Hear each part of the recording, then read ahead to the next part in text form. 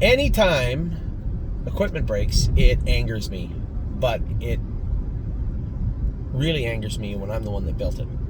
Those hobbles are sound. The ropes are strong. Loops are strong. The pulleys are strong. Now, I didn't build the straps. They're made of nylon and pretty good snaps. And the torque it took to shear that piece of metal out of that trotting hobble strap is immense. That's a powerful stroke of business.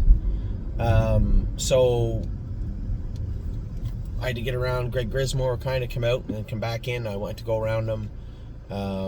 He just put one little step in just as he was kind of switching his leads into the backstretch. I think the more I think about it, did he put a step in, break the hobbles, and then touch his foot after, or did he touch his foot and then, ouch, broke the hobbles in the next stride?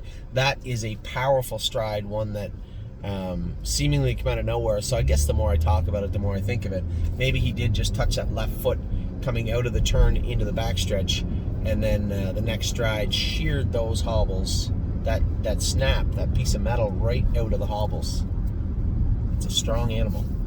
Anyway, I share your frustration. I know where everybody's coming from. I've had messages from Johnny and Greg and a number of people saying, hey, one, did we need to put him in for 30? No, we could have raced him in the straight Naumer's 8. We thought this was a better location for him.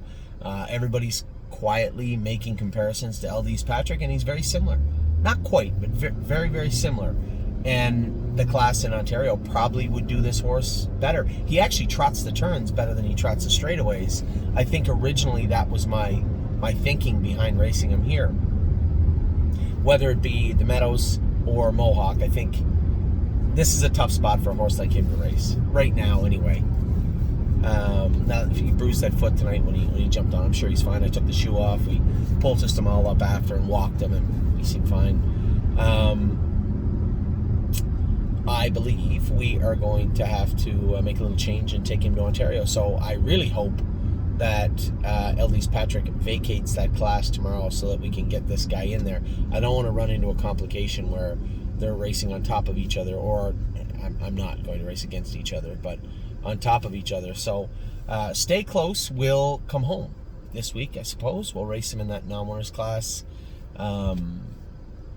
We'll race him in there for a little bit and see how he is. As everybody has kindly pointed out, he's only got 17, now 18 starts.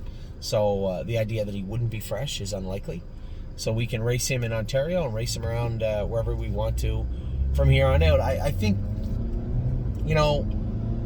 when we make a decision to move a horse to a certain track or enter him at a certain track, a lot goes into that. And regardless of how much calculating you do or quantifying the numbers, the classes, the speed, anything, you can always be wrong. And clearly, we did our best trying to get him back into go at Miami Valley. Didn't work. We opted to race him here over the Meadows because it seemed like the right thing to do. That didn't work. That would have been better yesterday. But, even the best laid plans fall to shit, right? So, we'll bring him home, race him there next week, and I'm sure he'll be fine. So, that was Stay Close tonight. Unfortunate, obviously, I had to watch it firsthand. I was sitting behind him. We were getting a good trip. We were going to be, 4th, 5th, something like that. Maybe a little more. I didn't really follow the end of the race. I just looked over, and Mac Dino was going under the wire, an easy winner.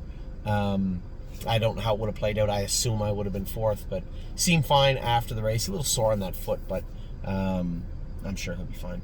So we'll continue on. We'll get this guy home, get him somewhere in the rotation, so to speak, in our starting rotation, and go from there. So my apologies. Certainly not what I wanted. Certainly not what you wanted, but that is racing, and we will move on. Take care.